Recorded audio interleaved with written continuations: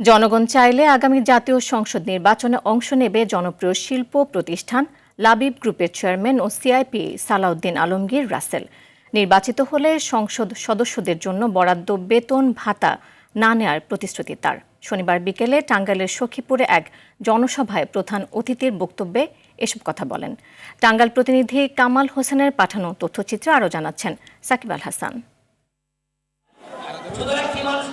দেশের জনপ্রিয় শিল্প প্রতিষ্ঠান লাবিব গ্রুপের চেয়ারম্যান ও সিআইপি সালাউদ্দিন আলমগীর রাসেলের আগমন উপলক্ষে শনিবার বিকেলে কানায় কানায় ভরে ওঠে টাঙ্গাইলের সখীপুর উপজেলার পিএম গভর্নমেন্ট পাইলট স্কুল মাঠ। হাজারো ভক্তের স্লোগানে মুখর হয় পুরো এলাকা। অনুষ্ঠানে যোগ দিয়ে সালাউদ্দিন আলমগীর রাসেল ঘোষণা করেন, জনগণের সম্মতিতে আগামী সংসদ নির্বাচনে মাঠে নামছেন তিনি। আমি সালাউদ্দিন আলমগীরের বাসায় এমন কোন ব্র্যান্ড নাই যে ব্র্যান্ডের গাড়ি নাই আপনাদের দোয়ায়। ওই স্টিকার আমার লাগবে না, ওটা আমি নিবও না, ওটা শুরু করে দিয়ে দিব। কোনোদিন এমপি হইলে 1 টাকার বেতন ভাতা নিব না। বলেন, নির্বাচনে জয় পরাজয়ের চাবিকাঠি জনগণ, দলীয় নমিনেশন পেয়ে আত্ম আনন্দে না ভোগার পরামর্শ তার।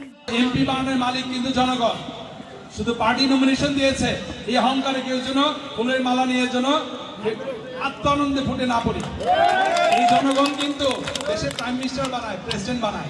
দুর্নীতির অভিযোগ পেলে স্বেচ্ছায় পদত্যাগের প্রতিশ্রুতিও দেন তিনি। কোনোদিন যদি আপনারা জীবনে আমার 1 টাকার দুর্নীতি আপনার জীবনে বের করতে পারেন, আপনাদের সামনে ওয়াদা within 1 hour resignation letter submit করে দিব।